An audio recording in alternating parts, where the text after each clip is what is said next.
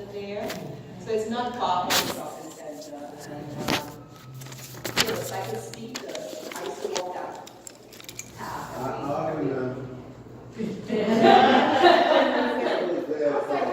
were there for a while with me at the shopping center. So there are memos here with the information that I'm sharing, but I will give it at the end so that I can go through everything and answer questions, okay? As you know, we are moving. We had to come to the YMCA as a temporary stop because our building was not ready for us when we acquired it. It had to be gutted, renovated, and a lot of things had to be done and put in place in order for it to be past all the city codes and everything for us to be able to occupy it. All right, but we're getting there. We thought we were going to be moving today, but we found out that as with New York City and New York City buildings, various things, everything has to be working perfectly in order for it to pass all those inspections and for us to be able to move in. So any tiny glitch, we needed to address it and make it happen. We do expect to be moving on the 8th, which is not this coming Monday, but the following Monday, okay? So we have about 10 days before we move. Within those 10 days, we'll be continuing to do a lot of what you've been doing before, which is packing, preparing, taking what you need, and getting things together for moving.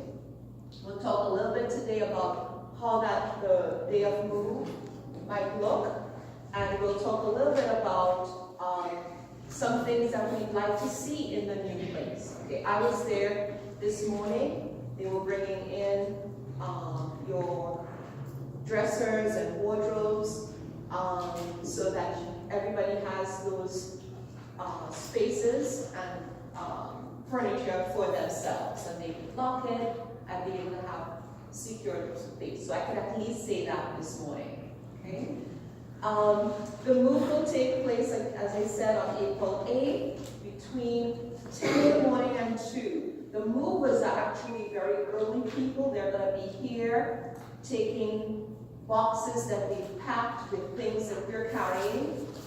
But we've actually asked the outreach team, and they are going to be available to assist with taking the clients and taking the residents so that you're not walking or, figuring out how to get there. So they're going to take in groups.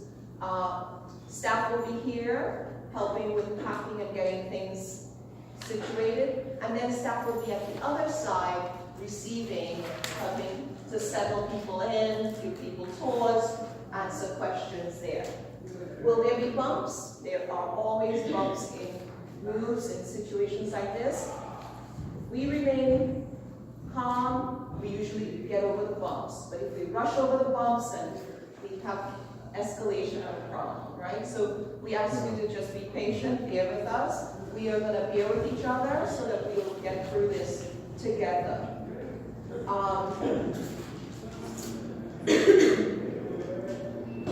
We're asking on the day of the move for people to, by that time, everything should be packed. We'll have breakfast here in the community area in this craft room. We'll also have lunch here, bag lunch, in case you have breakfast, have a bag lunch, and turn in your keys, okay?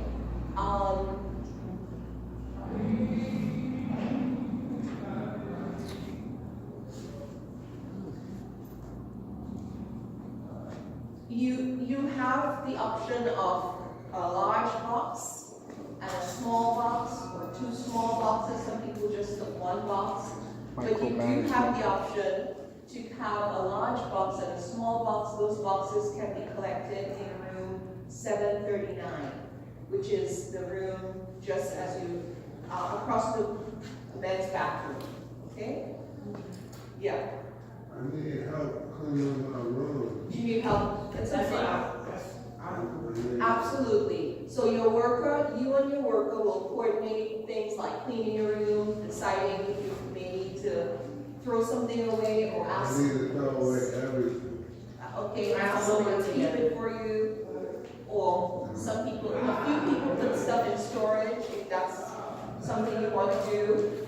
But I think after you leave when we move to the new place, you're still going to be working on housing and you're still going to be working on, getting your own place. So that when you do that, I always tell people, they always think they want to keep everything they have, and then they go to this nice new place, and they're like, I don't want to bring all of this in, and you're throwing things away as you move into your new place. So sometimes it's better to just get rid of things before, so that you go in and start fresh many times.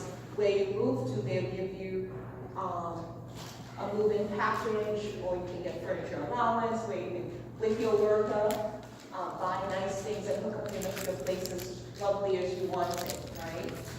Paul? Will this still be an open door policy for sexual predators in a co-ed facility? We tend to, can I answer that question after this meeting? I think everybody deserves to know. I think everybody has been presented with this. Mostly everybody in here has been either witness to it, and I think everybody has a right to know whether they're going to ensure safety and security for the female clients and the staff members in here. So safety does come up, and we are going to do we'll talk about some other things we're putting in place to ensure safety. I mean, are they still going to be having these people on caseload after they commit offenses against the female clients or staff members here? Is this going to be a rewarded behavior? We're not going to bring in anyone who is a risk, and if we see that someone is a risk, we will address it right away. Are they going to be removed? Are they going to be removed if they commit offenses in this new place? Absolutely. Because I see from the description of the pictures that I've seen, there's very little privacy and very big access. Let me finish this. We will talk about No, I think the fact that this has been an issue that's been addressed for the past year with little concern from the staff, I think the importance now is to act preventive now. Because we've already seen what have occurred here, and we've complained about it, and we were told that it is not something that we should be talked to about. No, we have to be addressed for safety and security here. Very aggressive. I'm being aggressive because other people have been aggressive towards female staff in here. Okay? Just because y'all want to brush it under the table and forget about it, that don't jive here. Because I've already made numerous complaints about it. And we will address safety. Okay, safety is important. We will address safety. Thank you. Outreach, as I said, if those boxes can be collected, we have a big box and a small box. Work with your worker to get rid of things that you don't need. The space is beautiful, even though it's ours. Guess what? It's ours. So we can make it what we want it to be. Exactly. All right. So we could, when you look at it, you couldn't get away with that to why. You sure as hell gonna do it in your place. So go ahead and just let her talk first, and then we can answer all questions. Right. When we get there, we can decide, maybe we want to do this, maybe we want to do that. There's some things we may not be able to do if it poses a fire hazard. That's one thing they are going to be strict about. But there are lots that we are going to be able to do. Fire hazard, but a predator hazard, you don't want to deal with. Let her finish the discussion regarding the new building. We're going to have... Only things that are supposed to be in the boxes is stuff that we only use and need. Right. Everything else must go. Yeah. So, think of the things you use and need. Take those things with you. Okay? You can always get things when you go to your new place or when you move in. Work with the worker. Hey, you know what? I think I'm going to get this. I think I'm going to put this on layaway or whatever. Okay? On that day, back to the day of the move, We'll have dinner at the new place. And what we've arranged is, you know how we sometimes just have evening staff work? We're going to be there. So a lot of the staff are going to switch our schedules so that we have a longer day to just help people settle in and get used to the new place. See what the evening is like there, you know, and that kind of thing. It's an up and coming area, which is why I said to Eugene, I will answer your question a little bit later. Years and years ago, when I worked in that area, it was very, very desolate and quiet. But it's an area where things are starting to, you know, there's going to be a development across the street. They're breaking ground, and that's starting to happen. So it's an up and coming area. I think in that area a few years from now it's going to be quite vibrant. But right now it's still a little on the quiet side. It's not a whole lot. There's a lot of agencies and things on that block, and things that over the years I've used with clients and with residents when I did the drop-in center years and years ago. Okay, so yeah. So the day of the move, we'll have staff stay on in the evening to just help people with settling in and, you know, getting used to it. We're going to have something that's a little new for us, safety specialists. So we realized many people didn't like the idea of guards with guns and batons, etc., because it gave that rough shelter feel. So when we talk with residents, You'll accept sexual predators attacking women in the program. years ago when we That you'll accept. That you'll happily accept. There's nothing to talk about anymore. So then allow me to do this. Allow me to have my meeting. Thank you. So safety was a big concern when we Megalomaniac over here. But a lot of people who come to the Kelly really didn't like the big shelters because of many of the Because of the security? Some of the security, and some people felt that the security there had people a little bit rough. You think so? They didn't like that, right? Well, of course they didn't like that because they were probably predators. Oh, no, it's not that they were predators. No, of course not. So what we had was more staffing. So we have what's called safety specialists, and they're going to work with the case managers to make sure people follow rules and things, weapons don't come into the building. Right. Something that we're going to do that's different from what we had at the old Kelly was a system called wanding, where when somebody new comes into the building, we put their alarm through their bag so that Isn't that like invasion of privacy? you were just talking about safety. Yeah, ain't that something? And you were just talking about decreasing it, even though you have problems here with people who are predatory. We're responding to what residents and staff are asking for, okay? Residents. So residents are saying, we want to make sure that when people come in, they're not coming in with dangerous weapons that could harm, right? Will the clients be warned? Will we be warned at each time we come in and out? So people will be warned, Will okay? be warned? And yes, and it is so that we make sure no one's bringing anything that can be harmful, okay? We had a situation some years ago, so everybody knows, I've been at the Kelly how long? Since Methuselah was born? Right. This is going to be my 17th year. It's a long time.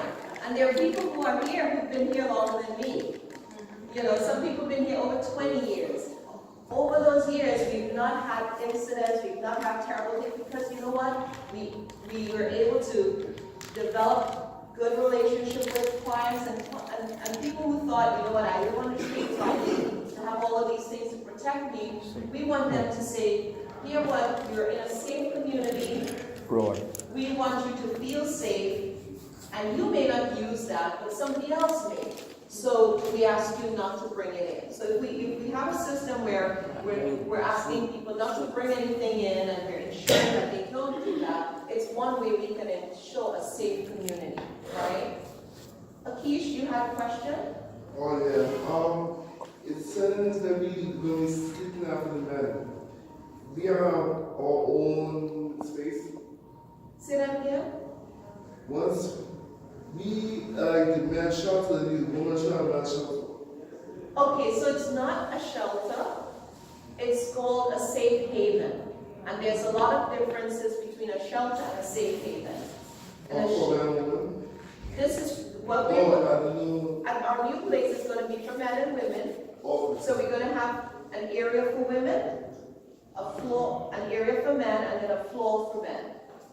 All right, and I was saying we are in the process of hiring safety specialists, which would be like additional staff, right? They won't be wearing uniforms or anything, but maybe a t-shirt that says who they are and some slacks, and they'll be with us working with the case managers and the supervisors to ensure that everything goes well in the program. Will there be certified security or former law enforcement?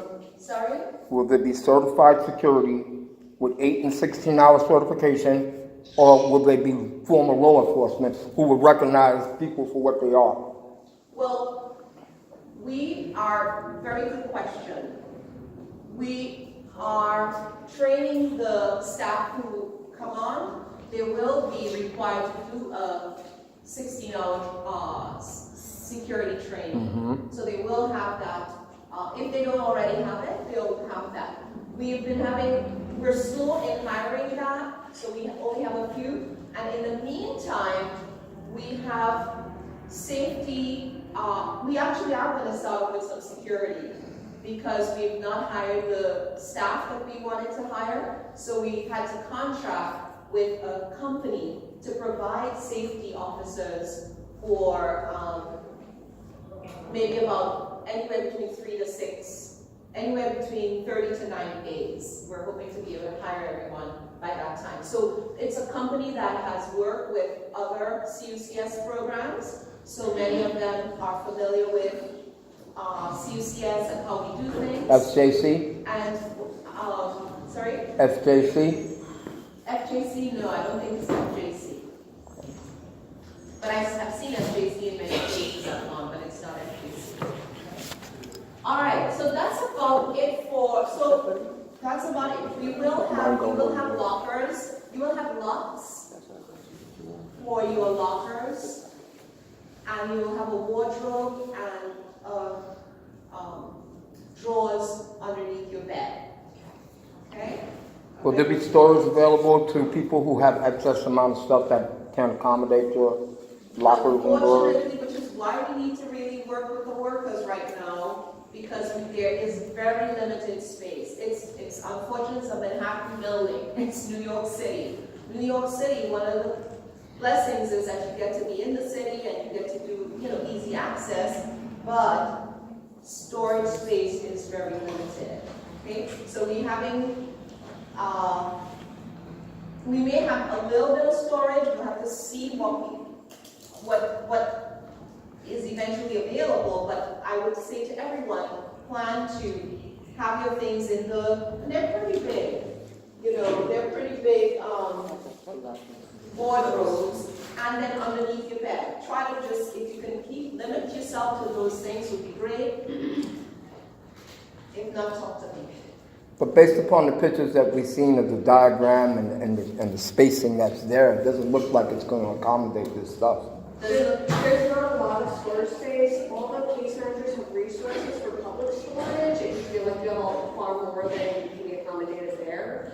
I think if you're on PA, there's support in getting that. And if you're on SSI, you would have to pay for the 16. 64 like a small unit, depending on what size unit you want. So But something. there's a storage unit, just like a couple blocks out from talk. And Kelly, that we've been working with Thank you. For one night. Thank you. Just smile. Right. So some people are being resourceful and saying, maybe ask a friend. You have a TV, you want a friend to hold on to for you? We're not allowed to have TVs there? Good question. So here, we could have had a TV. We understand that. There, we won't be able to have a TV. But we have made the accommodation if you have as big as a tablet or a phone. A lot of people get TV on their phone. You will get Wi-Fi. It's not set up right away, but it's something that in a couple of weeks they're working on getting. So, which is a great thing. But you will have, you're able to have those handheld devices, right? But we ask that people use earplugs, like we did at the Kelly. Many of you weren't at the Kelly or don't really know about the Kelly, but at the Kelly we shared rooms. Not everybody had a single. So here, which is our temporary space, people have had singles, but we've not always had this set up, right? I think it's going to be new. People always have a lot of questions and anxiety and worries about anything that's new. As I said, we want to be able to be here for you. Okay, we want to be able to be here, answer questions, be of support. It is what you make it.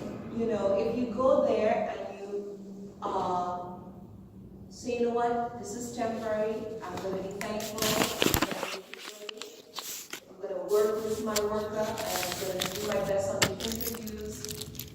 It could be a short time that you're there and then you move on to your own, right? But if you go there and you argue and you fuss, you're going to make yourself miserable. So I think this is also a lesson for us in helping us with transitions, right? And I remember many times in my own life when things didn't go well at school, or everybody registered for a class and it was dropped, and the people who didn't do well were the people who were always arguing and complaining. When you sometimes just go with the flow and, you know, make the best out of it, things work out better. So if we complain about a predator that's on site doing stuff and he gets rewarded, but we're staying in stasis, that's acceptable, right? It's your choice. It's your choice. It's on. So if I go out and I start sexually assaulting women in here, I'm gonna be rewarded with an apartment 3 weeks later, right? Doesn't work like that. Okay? It did here. It doesn't work like that. Okay. Akish. In the new building, you don't have elevators or stairs. So we are going to have elevators, which is one of the reasons why things had to be a little bit delayed. So there is an elevator. And within that time, we'll talk to you more about like, when you get there. So we'll start off with an elevator. Later on in the year, they may need to do some work on it. So that may be an issue, but we will have an elevator to start. We thought we weren't going to be able to have one, but we will have one. So about 2 weeks, everybody here going to see the section of the new building?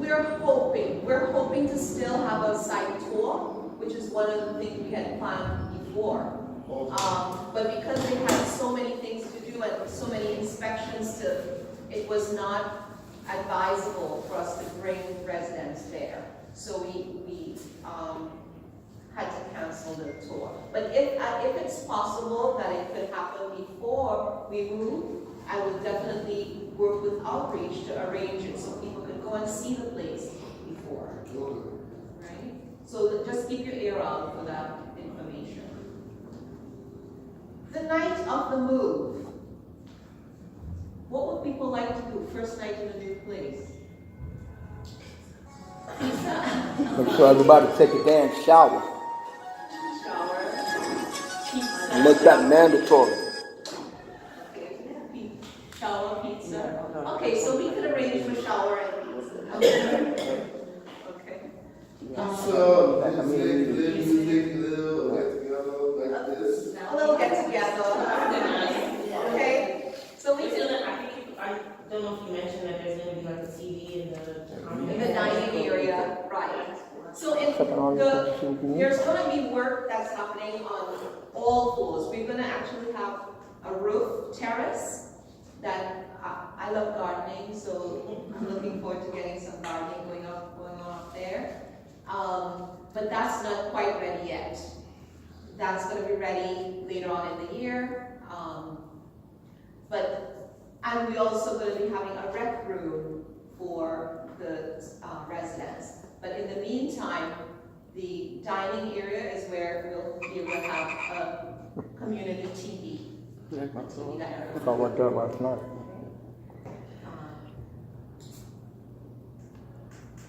Okay. These are some really, really good questions. I really appreciate those. No, there wasn't one. Again, as I said, we're going to make the site our own, so it could look, I've gotten ideas from the staff, and I think we'll share those ideas, and you can bring ideas, and hey, we should do this, or we could do this, so let's, so that we can kind of have some things ready for us. Shh, church is going on. Now go ahead. Breakfast for everyone. I don't think it'll be different. The breakfast, 9 a.m. to 1 p.m. I wasn't disrespectful for the breakfast and lunch. So now you have those little packed breakfasts, right? You won't have that. You'll be back to having a tray with, real breakfast, it's going to be served breakfast, but it won't become prepackaged, like breakfast and lunch is prepackaged. When you say real breakfast, describe real breakfast. I know. Not knowing I bachelor should breakfast. not have said real breakfast, I know. I mean, you have a cooking facility on site? I'm a cook. Steam table, and we would have like scrambled eggs and pancakes. Nice. Ambassador still catering your food? Yes. Y'all need to be ashamed yourself. Y'all need to be ashamed. What we have done over the years, I'll tell you, because I know you know a little bit of this, what we have done over the years was ask them to change the menu and give different things. So they did that, which was nice. And then the city, which is one of our funders, came back and said, you gotta reduce the salt in this, and this has too much salt in this. And 1 year we were audited at Kelly. Everything was perfect except guess what? The salt in something, in the eggs, I think. So they had to also adjust based on the city guidelines. But of course, we want to make this comfortable, so every time we have groups or something, we want to have snacks, and we want to have things that will make it. Why y'all just don't hire a permanent cook that can get there and cook a goddamn? I know, right? I mean, That's what we have in many of the residents, many of the permanent residents, they have chefs that have breakfasts and lunches and dinners. well, all that money y'all give back, y'all need to invest in a chef. Shelters and safe havens do things differently. I know, but than our residents, because we are special. I know. That's So this is one thing we have that we didn't have for a very long time, a kitchen. So maybe on special occasions, we can do things like cook a nice meal with some little bit. We could actually bake a cake. Yeah, we A could. real cake and a microwave cake, even though that was good. No. Microwave cake is important for microwave cake. That shit just dry. It look good, but it was dry. And the curfew is very strict over there. There's no curfew, but we don't want people like coming off the street all, in the middle of the night. So we encourage people to let us know if you're going to be late, that kind of thing, work with the team, that kind of thing. But as we have practiced, there's no curfew. But you do have to sign in once every 3 days. So if you're going to be visiting somebody, you have to let us know, but you also have to be on site once every 3 days. Okay. Or at least let us know. It is a curfew. Just like the Andrew House. There is so we never never really spell it out that there is a curfew. Well, why do you say that? If you have to report every 3 days, there is a curfew. Oh, okay, so. But that's not something that we set up. Yes, Let's figure out, let's get there is a curfew, no matter what. But here it is. So Other I shelters understand are that. much more strict than what we Yeah, like have. Bellevue. I understand, but it's still a curfew. It is right, it is mine, it feels like. Because if you don't have to report nothing, then it's not a curfew. Right. But if you have to report, it's a curfew. Well, we also need to be able to account for the bed, right? So that's where that reporting comes in. Yeah. Anytime that we do anything.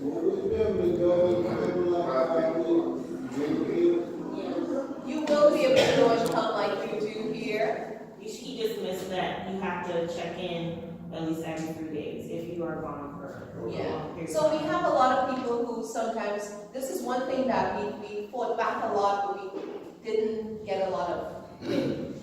We have sometimes people who, when they just come off the street, right, they're still connected to somebody on the street. So a lot of times they say, you know what, I'm off the street, I got my bed, but this person who I used to bed down with or hang out with, they're out there and I used to look out for each other. So they want to go and a few nights a week at least stay with that person. You got me, right?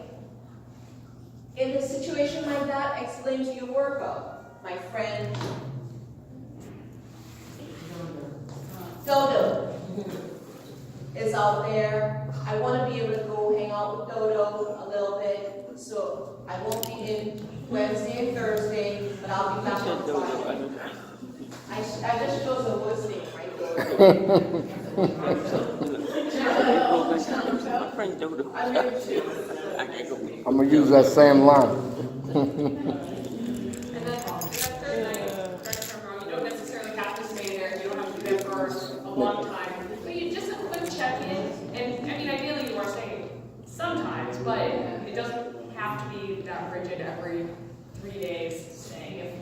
If you have a family member now for a week and you wanted to spend that week with them, that third day come back, say hello, pop back out. Let them know you're alive. Let us know you're alive. That's what it You is. gotta give a count. Right? Now, with that policy, I mean, will there be a next of kin notification in the event that they're not back on the third day? Or if they're in the If hospital? you'd like us to do that, sure. We want to be able to reach out to, hey, did you see Paul? Tell him, give us a call. Tell him you gotta show up, right? We have to usually do consent like that. Give us consent. That's a sign off, right? Okay. If you gave a name, that's who we'll call. Okay. Call Dodo. Yeah, that's sugar. Is there a lights out time? So, there is. That's a curfew. That's something like a curfew. And again, we're gonna try our best to make it as workable as possible, but there is gonna be a lights out. I'm gonna have people tell me what's good. Is 9 o'clock good? Is that too early? Is 10 o'clock reasonable? Is Grown 10:30 better? You know? And then with it, everyone will have a little light that you can use if you need to. So there's a general light, outdoor light, but then you always have the option of using. One second. So someone's trying to reach me. Can I ask you, Debbie, to feel any pulses? Frank, this is related to them. Hi, Frank. Yeah. So there's gonna be like I'm a a bedside bedside light, and the room lights are gonna have lights out time. So these will be more dorm-like settings.